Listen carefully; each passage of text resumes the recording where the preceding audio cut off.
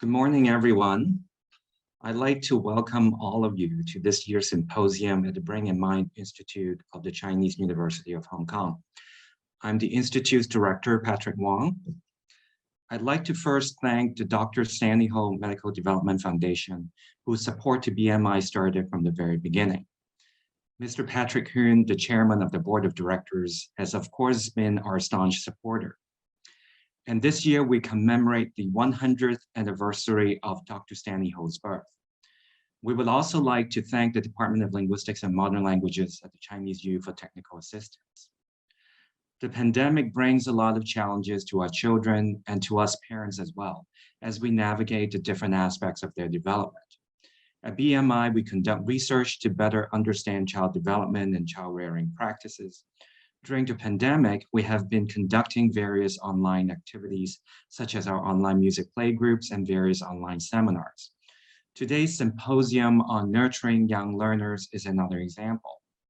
Our symposium today features 3 world-renowned scholars who have extensive experience studying children's development in Chinese societies. Let me now introduce our keynote speaker. Professor Gail Heyman received her PhD in psychology from the University of Illinois and completed her doctoral fellowship at the University of Michigan. In 1998, she joined the faculty of the psychology department at the University of California, San Diego, where she collaborates with researchers around the world to investigate topics at the intersection of social and cognitive development, including how children make sense of the social world and factors that affect their moral behavior. Her most recent work focuses on deception, implicit bias, reputation, management, and learning from others.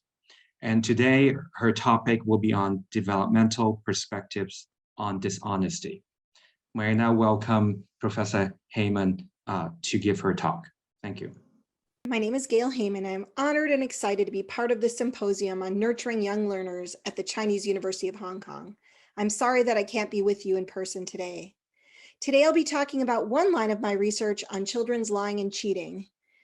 This that you see here on this slide is a picture I took at one of the preschools my collaborators and I work at in Zhejiang province in eastern China, where we conducted some of the research that I'll be talking with you about today.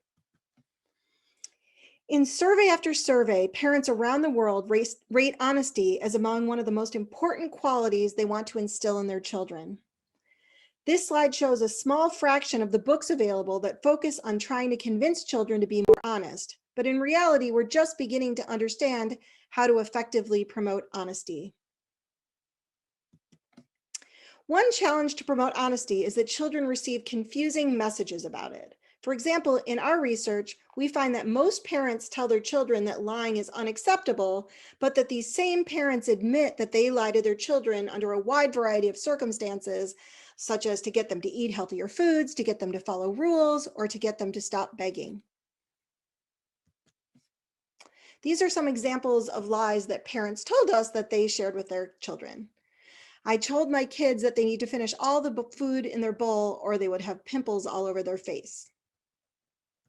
Another parent said, when my son was not following directions in kindergarten, I told him they would kick him out of school and he would have to go to a school where kids would beat him up. And then another parent told us I was attempting to get my 4-year-old out of the bathtub. I told her that sitting back down was going to make the germs she just washed off think she really liked them and that it would cause them to jump back on. So these kinds of lies are confusing to children when they figure out that their parents were lying to them and may also confuse them about other things. So it's understandable why children who are told by their parents never to lie, but then find out their parents are lying, might have trouble making sense of what to think about lying and if it's ever okay. Another challenge to honesty is that being honest can sometimes conflict with other social values like kindness, modesty, and loyalty, values that we really care about. For example, when we're honest, we sometimes risk hurting people's feelings. This might be the case for a boy who gets underwear as a gift from his grandma. If she asks him what he thinks of her gift, telling her the truth might make her feel bad and might make people angry at him. Similarly, if someone tells the truth about his great accomplishments, he may be viewed as braggy and immodest. And if someone tells the truth about his friend's wrongdoing, he may be viewed as disloyal. These are all topics my colleagues and I have addressed in our research and that pose challenges for children trying to figure this out. One case that we've looked at in our research about conflicting social values is lies told to hide the truth about sensitive topics. Most previous research on this topic has looked at disappointing gifts. So in this research, the typical way the studies are conducted is that children are given a gift they don't like. So it might be a gift like this bar of soap, or it might be given, they might be given a broken toy, or in some of the research, they're given a long list of items to consider and to rate which one's their favorite and which ones they like least, and then they're given their least favorite. So some people think this is a little mean, but you give children gifts that you intentionally mean to disappoint them with, and then then the experimenter who gives them the gift, ask the child, so what do you think of the gift that you got? And what you find is that many, but certainly not all young children, even 3-year-olds, for example, will often tell the experimenter that they like the gift and that they're happy that they got it, even though we know that's not true, because afterwards, when they talk to their parents, they tell their parents that they had not expected that gift and did not like it. So this gives us some evidence that even young children sometimes hide the truth about sensitive topics. But this could just be some kind of situation-specific politeness rule they're following. A lot of parents teach their children, when you get a gift, you should act this certain way. You should say thank you. You should say I like it. Children might not really understand why. So the question is, can they apply these rules of sensitivity in when to tell the truth about sensitive topics when they're unlikely to have a specific rule to follow? So in our work, we have been looking at commenting on a problem with someone's appearance. So I'm going to ask you to think about this for a minute. What would you say if this person right here asked you if she looked okay to have her picture taken? So think about this for a minute. What would you say if she came up to you and she said, do you think I look okay to have my picture taken? So this is exactly the dilemma that we pose to young children. This is one of my collaborators, Xiaopan Ding, and she was tested children in this experiment, and she asked children when she had this big blotch on her nose whether she looked okay to have her picture taken. And we were interested in whether children's response is influenced by whether a truthful response is likely to be helpful in this situation. So we tested 3, 4, and 5-year-olds, and we had 3 conditions. And the conditions varied in terms of how the rouge apparently got there and whether she knew about it or not. So in an accidental condition, the experimenter did not come into the room with the rouge on her nose, but it appeared when she went, chew, it looked like a sneeze, and she rubbed her nose during the sneeze, and then the blotch appeared. So it appeared to be an accident that it appeared. And then in the non-accidental condition, it was clear that it was not an accident. She came in with the blotch on her nose. She actually looked in the mirror and showed no emotional reaction. So it was as if to an adult who saw this that she already knew she had this on her nose, and then she put it down. And then we also had a baseline condition where there was no information provided about how the mark got there. So you can think for a second about what you would predict in these different situations, how children will respond. I'll tell you in advance that we did not see any age differences. We thought we might see, as children get older, they're more sensitive to the specific situational context, but that isn't what we found at all. So think about which conditions you might tell the truth in and which ones you might not, and we'll see if your responses match those of the children. Okay, so as I said, there were no age effects, so these are the results collapsed across age. And what you see here is that most children acted differently in the accidental condition, and it was only in that condition that they told the truth, whereas in the other conditions, they told the experimenter that she looked fine. So what this shows is that by age 3, children are capable of selectively hiding the truth about sensitive topics, And it appears, at least from our research, that they lie unless there's clear evidence that the truth will be helpful to the recipient. Okay, another case of conflicting social values that we've looked at in our research is lies to be modest. So as I mentioned earlier, sometimes if you accomplish something or do a good deed or do something good, you might be hesitant to tell people about it because they might think you're a show-off and you're not very modest. And it turns out that this is one of the kinds of social values that we get a lot of cross-cultural variation in. And in particular, in East Asian cultures, this sense of you're not supposed to call inappropriate attention to yourself, to your accomplishments, is much more common than in Western cultures, where there's a lot more socialization to call attention to your accomplishments. So we would expect lies to be modest to be more common in East Asian cultures. And we found this in many different studies. And I'll describe one of the ways that we've looked at this in our research. So one of the methods we've used to show this difference in lying and judgments of other people who lie to be modest, we see similar patterns, is that we try to set up the same situation in different cultures and then compare the responses children give to that situation. So in this particular study I'm going to tell you about, we had 7 to 11-year-olds in mainland China and Canada who were given the opportunity to communicate about their own good deed. So what we tried to do was set up a situation where children did a good deed, in this case, clean up a classroom, and then looked at, when they were asked by someone else whether they did it, what was their response, with the prediction being that in China, we would see more children lying to deny that they did their good deed to be modest. And that is in fact what we found, and you'll sort of see what this looks like in some videos that I'm about to show you. But one of the things that's interesting that you can also watch in the videos, not just how the children responded, but how tricky it is to do what we intended to do, to actually set up the same situation in different cultures. And that teaches us about cultures too when we run into these methodological challenges, because as you'll see in China, it's actually very easy, in mainland China, it's very easy to get children to clean up the classroom, whereas in Canada, it's kind of an odd thing to do and takes a lot more to get them to do that in the first place. Whether that affects the results or not, we can't tell you yet. But anyway, you can see what this looks like. So the first video I'm going to show you is an example of a child running this procedure in mainland China, and shows an example of the modest lies that we often see in China.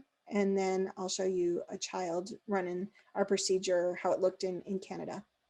11-year-old Yu Yue is ushered into the vice principal's office. The room has been prepared with papers strewn across the floor. Without being prompted, Yu Yue's immediate impulse is to clean up the mess. Every child tested in the Chinese study did the same.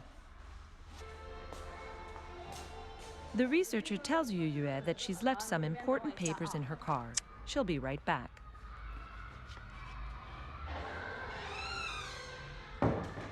While she's gone, the vice principal comes in. She acts surprised that someone had cleaned up the mess she had left behind. She asks Yu Yue if she knows who cleaned the room. Yu Yue shakes her head. She asks Yu Yue if she did it. Yu Yue lies and says no. Okay, so now that was the child in China. Now let's see the child in Canada.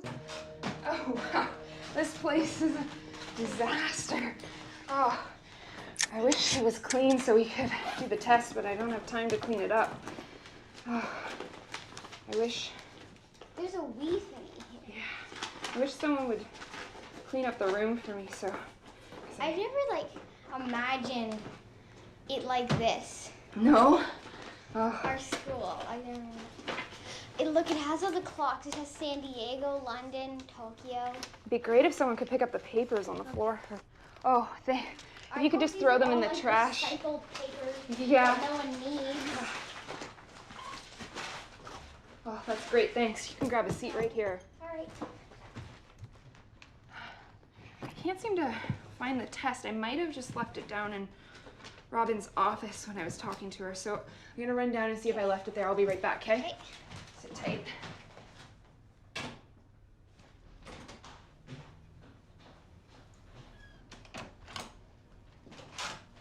Hi, I'm so so sorry I let you borrow my office, but I left it in such a mess, but it's all clean. I wonder who cleaned it up. I did. Did you clean it up? Yes, because Angie asked me to clean it. Aw, thanks so much. Now I don't have to clean it up later. Okay, so just observing those two children in the procedure gives you a sense of the cultural differences that we found, that in the Canadian children were much less likely to tell modest lies. They didn't seem to see any issue with telling people when they cleaned up. And in fact, when we ask children in Canada about other children who tell modest lies, they often, and also in the US, when we ask them about people who tell modest lies, they're often very confused. And I've tested some of these children myself, and they ask me questions like, well, why wouldn't someone take credit for something that they do? And it just is not even understandable to some of these children. Whereas in East Asia, it seems like not everyone does tell modest lies, but they all understand why someone might do it at least. So there seems to be this real cultural difference. And one of the things that we find is it tends to get stronger with age. So in this study that I showed you, we ran children from 7 to 11 years of age, and we get stronger cultural differences in 11-year-olds than in 7-year-olds. So probably that has to do with more time of being enculturated to specific cultural values. Okay, another topic that we've looked at in studying children's honesty and dishonesty is looking at the relationship between dishonesty and cognitive development. And you may be surprised to hear, but that telling lies, being dishonest, actually requires some cognitive sophistication. And that's kind of the basis for doing this. So in this particular study, we're looking at the emergence of lying. So we're looking at children who are about 36 months of age. That's around the time just before children start lying in most studies. And we played a hide and seek game with each child for 10 days. And we only tested children who did not already know how to lie at the very beginning of the study, because what we're interested in is observing them over time and seeing if they do learn how to lie and sort of what that developmental pathway looks like. For those researchers here, this is a microgenetic method, which I love, which is a type of longitudinal study where you do dense observations of a child during a period when you expect that certain kinds of development might happen. So that's what we're doing here.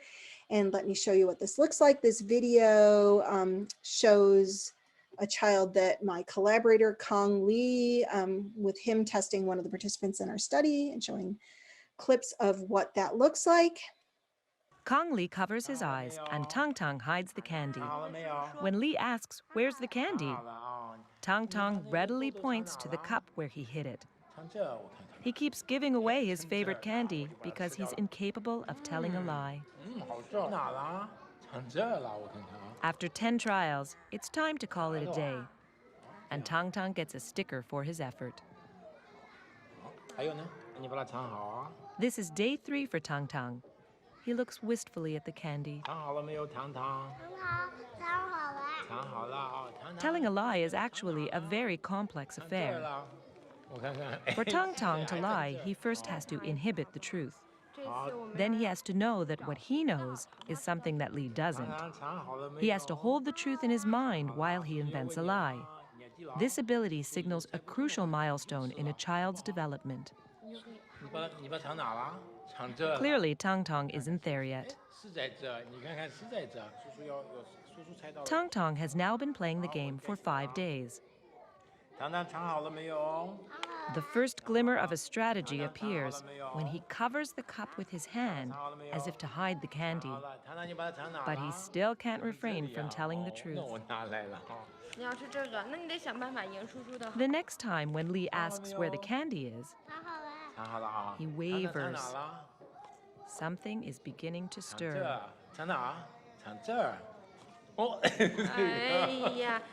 Will he actually figure out how to deceive Lee?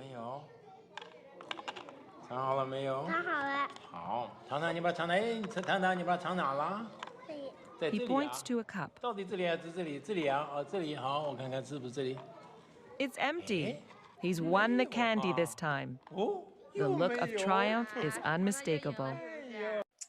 Okay, so I think that gives you a sense of what the study looked like. And as you can see, children like this little boy, they started off the study not knowing how to lie. But what we find is that some of them learned how to lie very quickly. Some of them never learned how to lie. And then we saw kind of everything in between. This child was kind of in the middle, learned how to lie, but it took him quite a while to do it. So in terms of this variation, what we found was that children who are more cognitively sophisticated in terms of the skills that we know are important for children to be able to lie, learned how to lie more quickly. So specifically, in order to lie, we need to think about how other people think and that it might be different than how we think. And that's a pretty sophisticated thing that children need to have. And that seems to predict how quickly they learn to lie.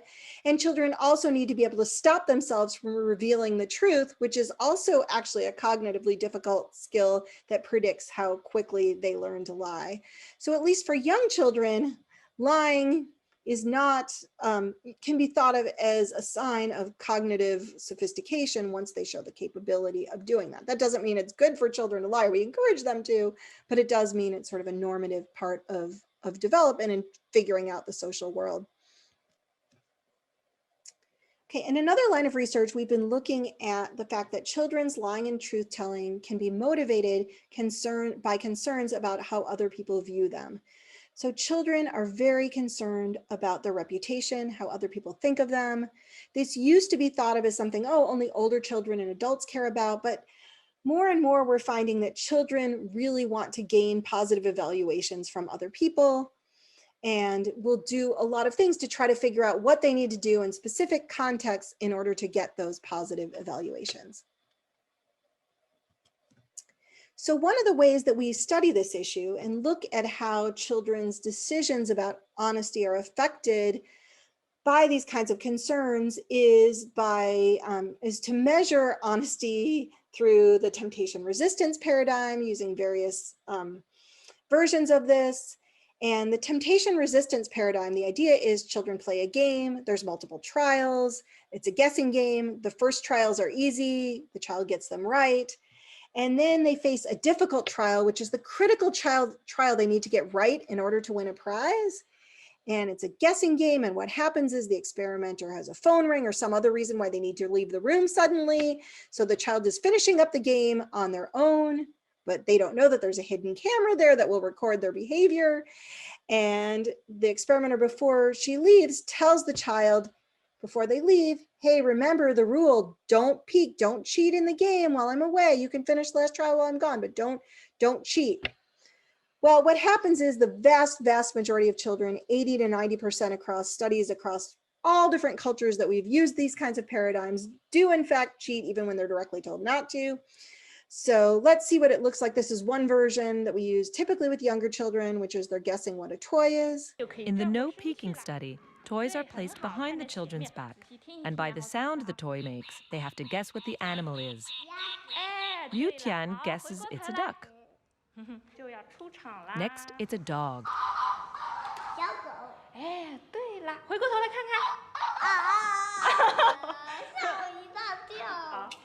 Then the researcher tells Liu Tian she has to leave for a few moments.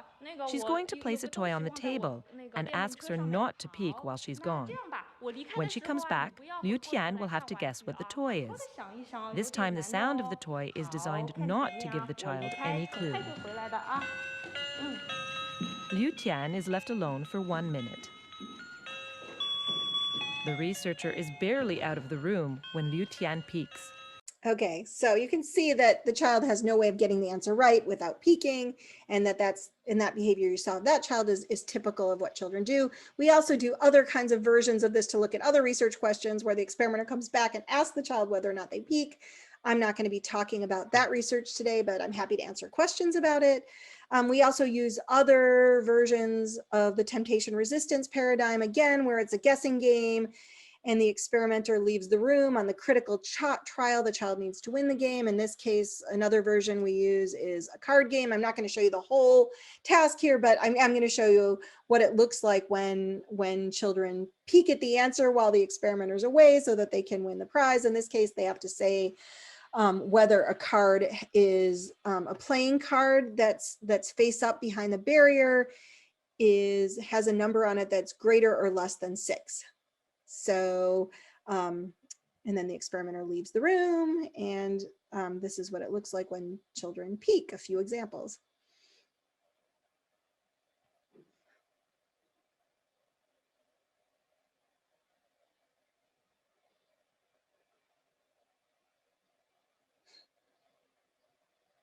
Okay, so in our studies looking at children's concerns about social approval, which we sometimes call their concerns about reputation, we use one of those kinds of temptation resistance method.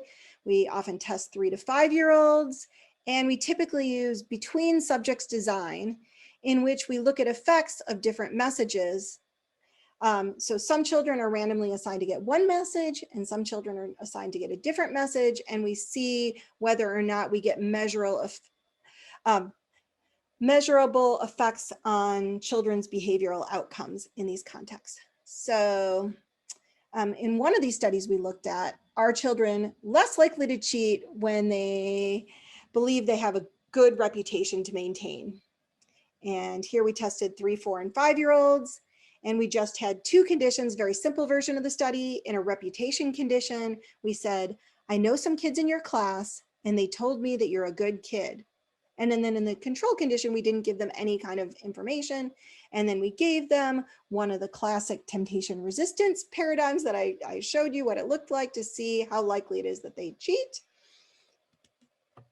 Here are what the results look like. You can see that the white bars are the control condition. The black bars are the reputation condition, where they're told that they have a reputation for being a good kid. And then you can see on the y-axis, these are the cheating rates, the percent of children who cheated. And you can see in the control condition, like I said, it's over 80% of children at all the ages are cheating. But you do get a substantial reduction, at least among the 5-year-olds, that their cheating rates are reduced when they're told that they have a reputation for being a good kid. We see hints of it in the 4-year-olds, but the patterns are really clear by age 5 in this case. Another question we asked in this line of research is, might children be more likely to cheat if it could help rather than hurt their reputation if they cheated? And here we looked at this in terms of the pressure to appear smart might make them cheat more, our idea. Okay, so here we're looking at children having a reputation for being smart rather than being a reputation for being a good kid. And before I tell you about this study, I want to make a methodological note, which is actually kind of an interesting finding too. So here in this study, we're looking at whether or not you can increase rates of cheating. But as I told you, rates of cheating are already very, very high, 80 to 90% in most studies. So it's hard to show an increase when you're already close to ceiling, when you're already at 80 to 90%. So this is a problem. How can you do this? Well, one of the ways that we deal with this problem in our own research is that we reduce rates of cheating across all conditions. How do we do this? Well, we ask children to promise not to cheat. Because in our other research, what we found is if you want children, it's really important for you to get children not to cheat in a certain situation. If you ask them to promise that they won't cheat, they're much less likely to cheat. We can substantially reduce cheating rates if children make this promise. So that's what we did across all conditions, and then to lower the cheating rates, and then we did our manipulation. So in this study, we had a smart reputation condition in which children were told, I know some kids in your class and they told me you're a smart kid. We had an irrelevant reputation condition, which was very, very similar. In this case, children were told, I know some kids in your class and they told me you're a clean kid. And then finally, we had a no reputation control where they weren't told anything about their reputation. Okay, so again, we're looking at the percent of children who cheated. And the key condition that we're interested in is the smart reputation condition with the black bars. And when you do the analyses, what you see is across all the ages in this case, the black bars are higher than the other conditions, because when children are told they have a smart reputation, they cheat more than when they're told they have a reputation for being clean, or when they're given no reputation information. So what this suggests is children, when they're told that they